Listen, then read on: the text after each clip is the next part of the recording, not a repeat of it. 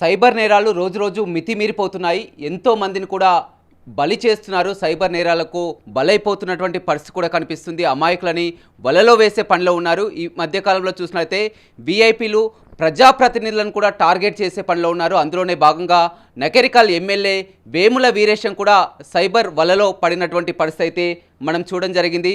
నిన్న ఏదైతే కాల్స్ ఉందో ఒక నూడ్ కాల్ ఆధారంగా కూడా మనం చూస్తున్నాం. ఏదైతే ఎక్స్క్లూజివ్గా వచ్చినటువంటి ఆ ఫోన్ని కూడా చూస్తున్నటువంటి పరిస్థితి కూడా కనిపించింది. వెంటనే ఈ సైబర్ నేరాల పట్ల కూడా అవగాహన ఉండడంతో కూడా వెంటనే ఎమ్మెల్యే ఆ ఫోన్ని కూడా కట్ చేయడం జరిగింది. అయినా కానీ వారు వెంటనే దాన్ని స్క్రీన్ రికార్డు చేసి కూడా వివిధ గ్రూపుల్లో కూడా షేర్ చేస్తాం, లేకపోతే డబ్బులు ఇస్తారా, లేకపోతే షేర్ చేయమంటారా, కాంగ్రెస్ గ్రూపులలో కూడా షేర్ చేస్తామని కూడా ఈ విధంగా మెసేజ్లు పెడుతున్నటువంటి పరిస్థితి అయితే కనిపిస్తుంది.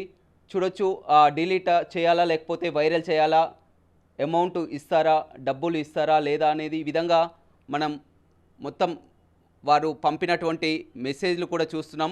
ఇదే ప్లేస్లో ఎక్కడైతే మనం కూర్చొని ఉన్నామో ఇదే ప్లేస్లోనే ఇంట్లోనే ఉండగా, ఎందుకంటే బ్యాక్గ్రౌండ్ కూడా ఇందులో కూడా మనం చూస్తున్నాం, కాంగ్రెస్ సింబల్ కూడా ఉంది.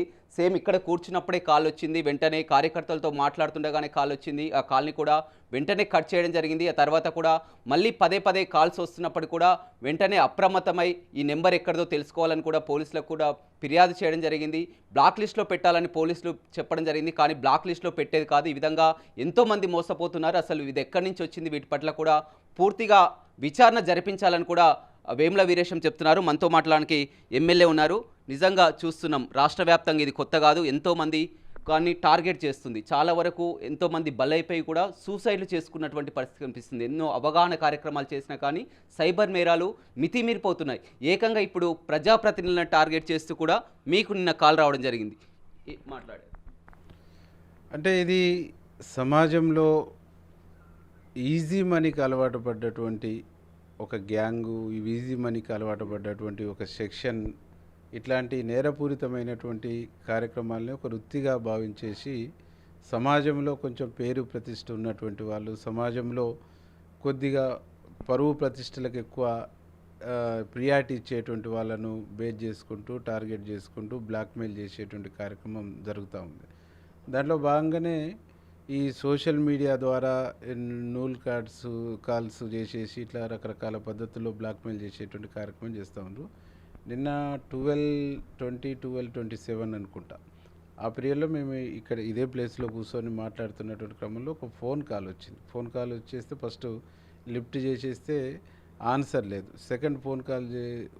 సెకండ్ సారి మళ్ళీ అదే ఫోన్ నుంచి ఫోన్ కాల్ వచ్చినప్పుడు నేను లిఫ్ట్ చేయగానే ఒక బొమ్మ అంటే ఒక లేడీ ఫేస్ కనిపించింది. వాయిస్ లేదు. ఇదేదో తేడా ఉందని చెప్పేసి నేను కట్ చేసి వదిలేసినాను. దాన్ని మేము పట్టించుకోలేదు. ఆ తర్వాత సాయంత్రము 7 అంటే తర్వాత నేను పట్టించుకున్నప్పుడు కూడా కింద 1-2 మెసేజ్లు పెట్టినట్టు కానీ అది కూడా నేను చూడలే. 9:30 తర్వాత మళ్ళీ ఇదే ప్లేస్లో మేము కూర్చొని మాట్లాడుతున్నటువంటి క్రమంలో అన్నం తిన్నాం, నిద్రపోదాం అనుకుంటున్నటువంటి క్రమంలోని మళ్ళీ పటాపటా మెసేజ్లు రావటం స్టార్ట్ అయింది. మెసేజ్లు వస్తున్నటువంటి క్రమంలో ఇప్పుడు మీరు చెప్పినటువంటి పద్ధతుల్లో డిలీట్ చేయమంటారా, మీ పరువు ప్రతిష్టలకు సంబంధించినటువంటి సమస్య ఈ షేర్ చేస్తాం అది ఇదండి. అదే చాలా క్లియర్గా చూస్తున్నారు. ఇందులో కూడా go tell me first I will return యువర్కి కాంగ్రెస్ గ్రూపుల్లో సెండ్ చేస్తా, వైరల్ చేస్తా, మనీ పంపిస్తారా లేదా అని కూడా ఈ విధంగా వచ్చినటువంటి. అవును, అట్లా వస్తున్నటువంటి క్రమంలో నేను నవ్వుకున్నా. జనరల్గా ఏంటంటే ఇక్కడే కూర్చొని మాట్లాడినటువంటి ఫోన్ కాలు ఏంది, ఇవి బ్లాక్మెయిల్, ఎవరు వీళ్ళు, ఎందుకు చేస్తుర్రు, దీని వెనకాల ఎవరు అనేటువంటిది దీన్ని పాయింట్అవుట్ చేయాలనే దాంతో చూస్తున్నటువంటి క్రమంలో ఎప్పుడైతే మనీ మ్యాటర్ వచ్చిందో అప్పుడు వీళ్ళు ఖచ్చితంగా సైబర్ నేరగాళ్ళు అనేటువంటిది భావించేసి నేను లోకల్ సిఐకి 888తో స్టార్ట్ అయ్యి ఒక నెంబర్ వస్తుంది, నీకు మెసేజ్ చేస్తున్నా, ఇది ఎవరిదో పాయింట్అవుట్ చేసేసి మళ్ళీ నాకు విషయం చెప్పిన తర్వాత తను ఒక 15 మినిట్స్లో మళ్ళీ నాకు రిటర్న్ కాల్ చేసి ఇది వేరే స్టేట్ నుంచి వస్తుంది సార్, ఇది సైబర్ నేరగాళ్ళు అట్లా మీకు కాల్ చేసిర్రు, మీరు ఎత్తిర్రు, అట్లనే ఆ కాల్లో ఒక 5-10 నిమిషాలు ఒక 2-3 నిమిషాలు మీరు ఆ కాల్లో అట్నే లైవ్లో ఉన్నా వాళ్ళు డ్రెస్సులు లేకుండా తీసేస్తూ ఆ వీడియోను ఇది చేస్తూ ఇక్కడ మీ ఫోటోను కూడా వాళ్ళు రికార్డ్ చేసి ఇది చేసేటువంటి ఒక ప్రయత్నం చేస్తారు. మీరు ముందు గెస్ చేసి ఒక సెకండ్ 2 సెకండ్లనే కట్ చేశారు కాబట్టి మీరు దాంట్లోకి వెళ్ళలేదు. ఏం కాదు, దాంట్లో వాళ్ళు రకరకాల ఫోటోలు పెడతారు, బ్లాక్లో పెట్టండి అని చెప్పేసి సిఏ గారు సూచన చేసిండు. అట్లా కాదు, దీన్ని నేను పిటిషన్ ఇప్పిస్తాను, దీన్ని ఐడెంటిఫై చేసేసి దీని మీద చర్య తీసుకోవాలి. ఎందుకంటే ఇప్పుడు నేను కొంచెం దాని మీద అవగాహన ఉండి గెస్ చేసిన కాబట్టి ఫోన్ కట్ చేసి వాళ్ళు ఇస్తున్నటువంటి మెసేజ్లకు నేను ఆన్సర్ ఇవ్వకుండా, రిప్లై ఇవ్వకుండా, నేను పట్టించుకోకుండా వదిలేసినాను. కానీ ఈ ఒక చాలా ఫ్యామిలీస్ ఉన్నాయి, సున్నితమైనటువంటి ఫ్యామిలీస్ ఉంటాయి, సున్నితమైన మనస్తత్వం ఉన్నటువంటి వ్యక్తులు ఉంటారు. కొంచెము ఇట్లాంటి మార్పిడి చేసి వీడియోలు బయటకు వదిలితే తట్టుకోలేక సూసైడ్ చేసుకునేటువంటి స్వభావం ఉన్నటువంటి వాళ్ళు కూడా ఉంటారు. వీళ్ళందరికీ అవేర్నెస్ రావాల్సినటువంటి అవసరం ఉంది. వీళ్ళు ఏడ ఉన్నా ఎక్కడున్నా వీళ్ళని పట్టుకొచ్చి చట్టం ముందు దోషులుగా నిలబెట్టేస్తే ఇంకోటి భయం ఉంటుందని చెప్పేసి నేను చెప్పడం జరిగింది. చెప్పిన తర్వాత సిఐ గారు కూడా సైబర్ క్రైమ్కు మనం దీన్ని ఫార్వర్డ్ చేసేసి సీరియస్గా పాయింట్అవుట్ చేపిద్దామని చెప్పేసి చెప్పిండు. ఎస్పీ గారు కూడా రెస్పాండ్ అయ్యేసి మీరు పిటిషన్ ఇవ్వండి, దాన్ని సైబర్ క్రైమ్కి ఇచ్చేసి వాడు ఎవడైనా మనం దాని వెనకాల ఎవడున్నా ఎక్కడున్నా ఈ రాష్ట్రంలో పట్టుకొచ్చి లోన్ వేద్దామని చెప్పి చెప్పడం జరిగింది. తప్పకుండా ప్రభుత్వము ఈ సైబర్ నేరాలని అరికట్టడంలో ఇప్పటికే అవేర్నెస్ కార్యక్రమాన్ని కల్పిస్తుంది. ఇంకా ఇట్లా 2-3 కేసుల్ని పాయింట్అవుట్ చేసి చర్యలు తీసుకోవడం ద్వారా ఇది తగ్గుద్ది అనేటువంటి నమ్మకం నాకుంది. అంటే ఇది మీ గ్రూప్లో ఏదైతే ఉన్నదో పాత ఓల్డ్ ఫ్యామిలీ గ్రూప్ కూడా మీరు గతంలో బీఆర్ఎస్ ఉన్నప్పుడు కూడా ఈ విధంగా ఈ గ్రూప్లకు పోస్టులు చేస్తున్నటువంటి పరిస్థితి కనిపిస్తుంది. మీరు ఇందాక అన్నట్లు అశ్లీలగా రికార్డ్ చేస్తారు, అశ్లీల ఫొటోస్ కూడా పెట్టి కూడా స్క్రీన్ షాట్స్ పంపిస్తున్నటువంటి అంటే జనరల్గా మా గ్రూపులలో ఎవడు ఏమి పోస్ట్ చేసుకున్నా మా పబ్లిక్ కానీ మా గ్రూప్లో ఉన్న వాళ్ళు పట్టించుకోరు. ఎందుకు అని అంటే మా క్యారెక్టర్ ఏందో తెలుసు కదా. మా క్యారెక్టర్ ఏందో తెలిసిన తర్వాత మిగతా వాళ్ళు ఇట్లాంటి చిల్లర చేష్టలు చేస్తే నవ్వి వదిలేస్తారు తప్ప దీన్ని పట్టించుకునే స్థితి లేదు. అంటే మాకి ఏదో అవుతుంది, మా క్రెడిబిలిటీ ఏదో అవుతుంది అనేటువంటి అంశం కాదు. ఇట్లాంటి సఫరింగ్ సామాన్యులకు రావద్దు, ఇంకా ఏ ఇతరులకు రావద్దు, ఏ వ్యాపార వర్గాలకు రావద్దు, ఏ విద్యా ఉద్యోగస్తులకు కూడా రావద్దు, ఎవరికి కూడా ఈ పరిస్థితి రాకుండా కాన్స్టిట్యున్సీ ఎమ్మెల్యేగా దీన్ని నాకు వచ్చినప్పుడు నేను చెల్తే అని వదిలేసేస్తే ఇంకోరికి వచ్చేసినప్పుడు వాళ్ళు చెప్పుకోలేని పరిస్థితుల్లో ఇబ్బంది పడేటువంటి ఒక ప్రమాదం ఉంటుంది కదా.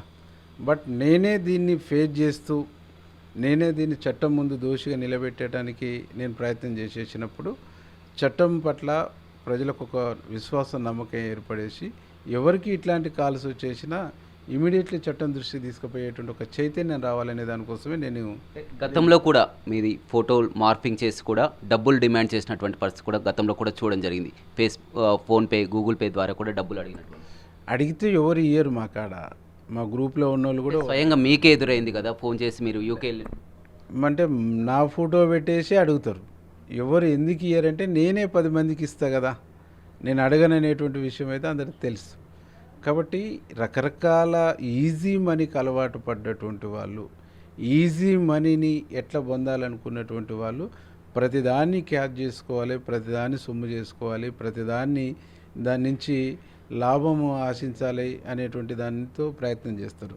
వాళ్ళు చేస్తున్నటువంటి ప్రయత్నానికి యువతలు వాళ్ళ పరువు ప్రతిష్టలు, యువతలు వాళ్ళ అనేక రకాల ఎథిక్స్, విలువలు ఇవన్నీ మంట కలిసిపోతాయి అనేటువంటిది అవతలుడికి ఏమీ ఉండదు.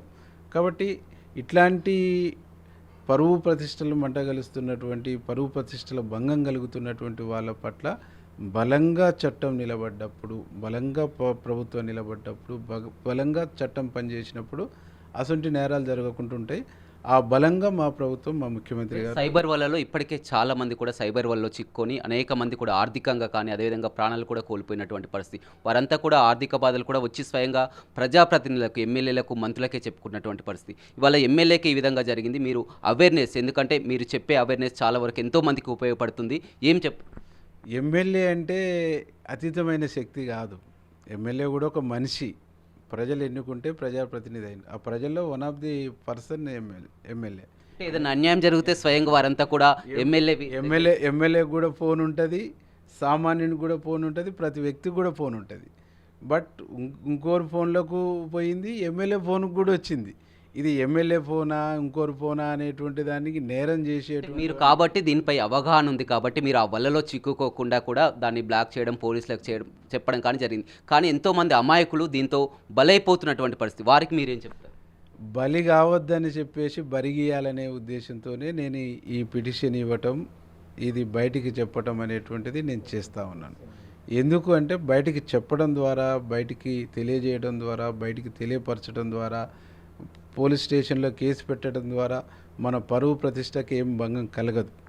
కానీ నేరస్తుల్ని అరికట్టడంలో, నేరస్తుల్ని పట్టుకోవటంలో, నేరస్తుల్ని చట్టం ముందుకు తీసుకురావటంలో మనం పోలీసుకు, సిస్టానికి, వ్యవస్థకు సహకరించినటువంటి వాళ్ళమైతాము. మనం బాధ్యతయుతమైనటువంటి పౌరులుగా మన బాధ్యతను మనం నిర్వహించినటువంటి వాళ్ళం అవుతాం. కాబట్టి ఎవరికి ఇట్లాంటి కాల్స్ వచ్చినా, మీకు సస్పెక్టెడ్ కాల్ సస్పెక్ట్ అనిపిస్తే ఇమ్మీడియట్లీ ఒక సెకండ్లో కూడా లేట్ చేయకుండా మీకు నియరెస్ట్గా ఉన్నటువంటి పోలీస్ స్టేషన్కి, మీ పరిధిలో ఉండే పోలీస్ స్టేషన్కి విషయాన్ని తెలియజేయండి. ఆ ఫోను ఎవరిది ఏంది అనేటువంటిది వాళ్ళు ఐడెంటిఫై చేసి చెప్తారు. దాన్ని బట్టి చట్టం మిమ్మల్ని ఏ విధంగా కోరితే ఆ విధంగా చట్టానికి సహకరించమని చెప్పేసి నేను విజ్ఞప్తి చేస్తాను.